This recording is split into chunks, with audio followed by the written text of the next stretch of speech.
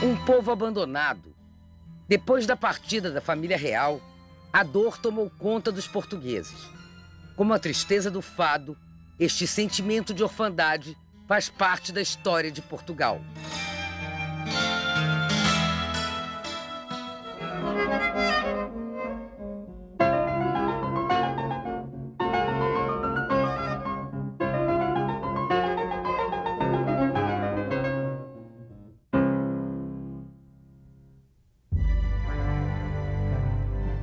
Não seria a primeira vez que os portugueses perderiam um monarca. Em 1578, o jovem rei Dom Sebastião desapareceu na Batalha de Alcácer Quibir, contra os mouros no norte da África. Seu corpo jamais foi encontrado. O país perdeu soberania, ficou 60 anos anexado à Espanha. Dom Sebastião passou a ser cultuado como uma espécie de santo. Depois dele, nenhum rei de Portugal seria coroado. A coroa ficaria ao lado do monarca numa cerimônia chamada de aclamação, como se o país estivesse à espera do retorno do rei guerreiro. Para um homem como Napoleão, ter sido enganado por um príncipe que ele considerava um inimigo menor também não foi um sentimento fácil de digerir. Hoje, os historiadores franceses já admitem que Portugal foi o início da derrota bonapartista. Les historiens français se sont assez peu intéressés à la campagne du Portugal parce qu'elle n'est considérée par les historiens français que comme le début de la guerre d'Espagne, qui, elle, est le grand événement, celui qui va provoquer la chute de Napoléon. En réalité, Napoléon s'est toujours beaucoup occupé du Portugal, dès son arrivée au pouvoir en 1800 jusqu'au moment de l'invasion en 1807, et pas seulement parce que le Portugal était le voisin de l'Espagne, le seul voisin de l'Espagne en dehors de la France, mais aussi parce que le Portugal était un des grands alliés de l'Angleterre. O exército francês tinha fama de treinar muito bem seus soldados. O treinamento, que antes da Revolução Francesa durava alguns anos nas escolas militares, passou a ser feito de forma mais rápida, por necessidade e urgência. Camponeses, jovens idealistas, quem tivesse força para a longa marcha e um mínimo de pontaria era aceito. Os soldados, que tinham maior preparo, foram logo promovidos. Dentro dessa força armada se destacavam os homens da Brigada Ligeira, que junto com a cavalaria, os hussardos, formavam as duas grandes forças de combate de Bonaparte. A tropa de elite chegou a marchar 115 quilômetros em 2 dias. Napoleão confiou ao marechal Andoche Junot alguns homens desse grupo para tomar Lisboa, mas a maior parte dos homens pertencia mesmo ao exército espanhol. Napoléon avait battu toutes les puissances continentales, il avait battu la Prusse, il avait battu l'Autriche, il avait battu la Russie, il était l'allié de l'Espagne, seul le Portugal restait l'allié de l'Angleterre et il lui fallait donc prendre le Portugal. Mais pour lui, qui à ce moment-là avait des choses très importantes à faire, pour lui, il pensait qu'un simple corps expéditionnaire envoyé au Portugal pourrait prendre le Portugal. Napoleão subestimou Portugal, errou feio. O caminho mais curto, pelo norte do país, era o pior a ser feito naquele período do ano. Chuva, ventos e neve castigaram aquela região. Não havia o que caçar, nem o que comer. Il ne faut pas oublier que ça se passe en septembre, octobre, novembre 1807, et les soldats qui sont que des jeunes soldats, bien que leurs chefs soient des chefs confirmés, ces jeunes soldats vivent très mal cela. Et du coup, il en perd beaucoup en route. Sur les 22 000 qui partent, il n'y en a que 1800 qui arrivent à Lisbonne. Mais à ce moment-là, il n'y a pas d'armée portugaise pour lutter contre elle. As tropas francesas chegaram a Lisboa em frangalhos. Encontraram igrejas, palácios, fortalezas, tudo abandonado. A corte havia partido ganhar do oceano, levara com ela ouro, joias, prataria, metade da moeda circulante no país.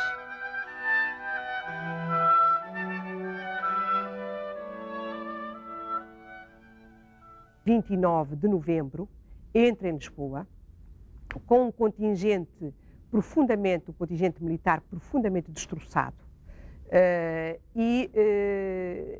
recebe a notícia de que o príncipe regente e a família real se encontram ao largo, na frota que estava estacionada e que, na frota real que iria transportar a família real e o séquito que acompanhava a realeza até ao Brasil. Naturalmente que os primeiros momentos são momentos tumultuosos na cidade de Lisboa, porque é um contingente de alguns milhares de tropas que vão chegando aos poucos à cidade. A cidade, as pessoas fecham as trancas às portas, as lojas, o comércio fecha-se, conspira-se em cada esquina. O povo está aturdido e não consegue dar sentido ao que se está a passar.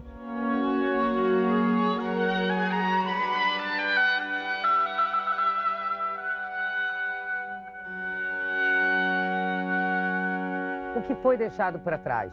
Os 70 mil volumes da Real Biblioteca e toda a prataria das igrejas reais. Sorte que, como estavam embalados em caixotes que foram cobertos pela lama, sequer foram notados pelos invasores franceses. Algumas carruagens também não foram embarcadas e até hoje estão no Museu Nacional dos Coches em Lisboa. Os soldados franceses e espanhóis entraram em conventos e palácios, roubaram o pouco que restou. 8 meses após a chegada das tropas inimigas, um antigo aliado apareceu em Portugal.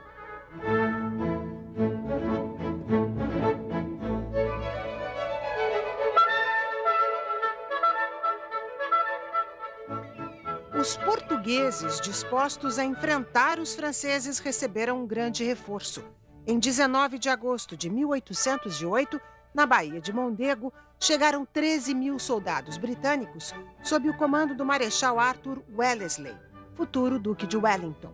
Desceram pela costa em direção a Lisboa. Um outro regimento chegou no dia seguinte na praia de Porto Novo. O encontro com as tropas de Junot foi no pequeno povoado de Vimeiro, a 100 quilômetros de Lisboa, uma batalha que fez história. O pequeno museu no Convento da Graça serviu como despensa do quartel-general de Junot na região. Hoje, guarda as lembranças da vitória que portugueses e ingleses juntos tiveram em 21 de agosto de 1808. O Marechal Junot se rendeu um dia depois da esmagadora derrota na Batalha do Vimeiro. Na cidade, uma praça com um monumento e painéis de azulejos lembram o confronto que não acabou exatamente como esperava o povo português. Uma convenção na cidade de Sintra estabeleceu o armistício que permitiu a retirada da tropa francesa com seus equipamentos de artilharia transportados para casa em navios britânicos. Os moradores de Lisboa foram obrigados a ver os franceses enchendo as embarcações de bens que tinham roubado durante a sua permanência em Portugal. Mais uma vez as riquezas indo embora. O homem comum não tem a verdadeira percepção do que se está a passar. Também é preciso ter essa consciência. De qualquer modo, entre as elites urbanas, há um sentimento de grande ressentimento. Porque, de facto, os ingleses toleram, porque a Convenção de Sintra é assinada com mediação inglesa e é com o aval inglês que os franceses partem com o melhor das rapinas que haviam realizado, do ponto de vista das coleções, obras de arte, bens imóveis de particulares. Portanto, eu diria que essa pilhagem que os ingleses permitem que os franceses realizem, porque a Convenção de Sintra é assinada com a arbitragem inglesa, Dalrymple, e mais, tem um outro aspecto que também é chocante para nós hoje, é que no artigo, penso que 17º da Convenção de Sintra, se procura pôr uma espécie de passar uma esponja por todo o colaboracionismo anterior. Não dar rosto, não dar nome a todos os colaboracionistas com os invasores, porque, no fundo, sancionando uma estratégia de legitimidade das instituições, que continuavam ativas e aptas a conduzir os destinos do reino, e passando uma esponja sobre o colaboracionismo político. As campanhas vitoriosas do Duque de Wellington ilustram até passagens subterrâneas em Londres. Em Hyde Park Corner, o herói dos ingleses recebeu várias homenagens.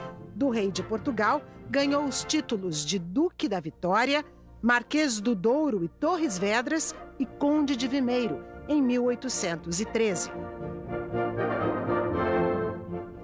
Nós estamos aqui no centro da memória inglesa. Temos aqui a estátua do Duque de Wellington, temos ali a casa Apsley House, onde ele viveu, e temos ali o Arco do Triunfo, erigido em memória das batalhas de Wellington e, sobretudo, da batalha de Waterloo, que o Wellington venceu. E é preciso dizer que a primeira batalha que o Wellington, na altura Wellesley, venceu em Portugal foi a Batalha do Vimeiro, e foi a primeira batalha vitoriosa dos ingleses no continente ao fim de mais de 50 anos. Ora, para os portugueses, essa derrota das tropas napoleónicas foi muito bem recebida, obviamente. Rapidamente o Junot aceitou a derrota e aceitou a partida, através da Convenção de Sintra. Lord Beresford, outro militar inglês, presidia a junta de governo que tentou administrar Portugal nestes tempos difíceis. Sempre descrito como um oficial rigoroso com as tropas, ele foi acusado de promover várias execuções de oficiais portugueses, sem o julgamento de um tribunal militar. Arthur Wellesley voltou para a Península Ibérica para expulsar os franceses mais 2 vezes. A segunda invasão foi em março de 1809. A Ponte das Alminhas, na cidade do Porto, marca o momento do desespero da população. As pessoas se jogando no Rio Douro na investida do exército francês, comandado pelo Marechal Jean de Soult. 2 meses depois, nova vitória dos soldados ingleses e portugueses. Quando aconteceu a terceira invasão, em julho de 1810, o plano de encurralar os franceses foi posto em prática. 150 mil camponeses portugueses, contratados por Sir Wellesley, na sua incrível estratégia de defesa, demoliram sedes de fazendas, arrebentaram estradas, desmataram florestas. Rios tiveram o curso desviado. Tudo para formar as 3 barreiras de defesa em mais de 80 quilômetros, que ficaram conhecidas como linhas de Torres Vedras, isolando Lisboa dos ataques terrestres. Os fortes eram construídos em segredo, com ferro, terra e pedras da região, e ficavam escondidos na paisagem. De longe, os paióis pareciam, de propósito, moinhos abandonados.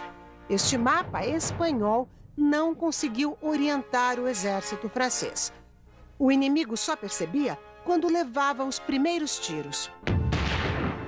Em 6 de março de 1811, os soldados de Napoleão, liderados pelo Marechal André Massena, saíram de Portugal à francesa.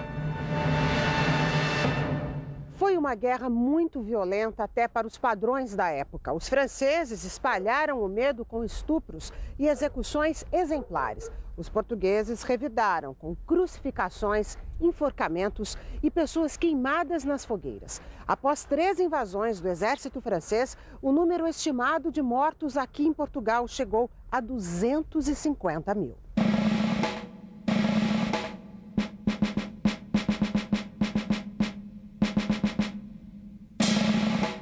É quase uma guerra de vara-pau, uma guerra de saque, de pilhagem. Os soldados famintos comem cães, alimentam-se de raízes. Este lado tenebroso da guerra, não é? E que é profundamente elucidado pelos movimentos de deserção, que são muito elevados, tanto de um lado como do outro. E, portanto, é claro que afluíram a Lisboa mais de 600 mil famintos, gente que vinha pedir para as ruas, não é? Em êxodo, em sofrimento, e por estas terras de Mafra, de Alcobaça, da Nazaré, vagueavam verdadeiros batalhões de homens exangues e famintos, saqueando terras e aldeias, quer fossem franceses, quer fossem ingleses, quer fossem portugueses. Portanto, aqui o saque não tem rosto, embora tradicionalmente a pilhagem seja mais frequentemente atribuída aos franceses, o que é verdade, e o que é particularmente verdade durante a segunda invasão francesa. Durante a terceira invasão francesa, o saque era feito por todas as partes, franceses, portugueses, ingleses, porque de facto era uma guerra de usura. Era preciso, de tal maneira, esta estratégia inglesa chocou as autoridades portuguesas, mas foi também esta a maneira mais fácil de derrotar os invasores, porque, no fundo, levá-los à exaustão, levá-los a recuar sucessivamente até à retirada final. Para Portugal, foram 3 anos e meio de caos. A guerra levou sofrimento para todas as partes do país. O Palácio de Mafra ficou como símbolo deste tempo de saques e destruição. Primeiro os soldados franceses, depois os ingleses usaram Mafra como quartel, acampando nos corredores, nos aposentos, no quarto de Dom João.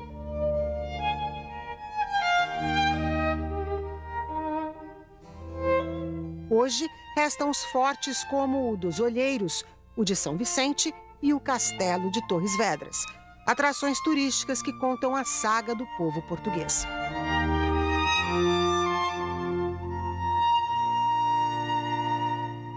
Foram os camponeses investidos em armas e investidos, digamos, em engenheiros militares que conseguiram construir estas fortificações em tempo recorde e que ajudaram os militares na própria luta e na própria fazer frente às invasões francesas. É bom que nós, portugueses, tomemos consciência da importância que tivemos há 200 anos atrás no volte-face daquilo que era a história da Europa. Há 200 anos, o sofrimento, a miséria e a sensação de abandono revoltavam os portugueses que viram a guerra acabar na Europa em 1815 e Dom João permanecer no Brasil até 1821. Um relato da época resume o estado de ânimos. Os portugueses da Europa, durante a luta gloriosa em que pugnaram com os franceses, tinham direito a esperar alguma ajuda de seus irmãos do Brasil. Não se lhes mandou do Brasil nem tropa, nem dinheiro, nem carnes, nem farinhas, nem açúcar, nem arroz, nem coisa alguma. Este é o momento em que Portugal vive sob o signo de Hamlet, ser ou não ser, existir ou não existir como nação independente. Mas também é um momento, e sobretudo quando nos aproximamos de 1820, de sentir a secura do mito de Tântalo, isto é, a secura da liberdade. Porque Espanha tinha ensaiado vitoriosamente a liberdade em 1812, com a Constituição de Cádiz. Depois temos a revolta de Riego, que vai conduzir novamente ao liberalismo, à implantação do liberalismo em Espanha em 1820. E os conspiradores pacatos e prudentes, que contavam com os seus irmãos de exílio em Inglaterra, onde se fazia um jornalismo de primeira água, em defesa das ideias da liberdade e da monarquia constitucional, aspiram dolorosamente pelo retorno do príncipe, neste caso já rei, que havia sido aclamado em 1815 no Brasil, rei do Reino Unido, Portugal, Brasil e Algarves, aspiram pelo retorno do rei, mas também pela implantação de um regime monárquico constitucional no reino. Eu diria que esta conjuntura é uma conjuntura de um dramatismo histórico tamanho, mas de um majestoso parto, que é o parto de uma nação independente, que é o Brasil, e de uma tomada de consciência muito dolorosa do profundo atraso da nação portuguesa em relação a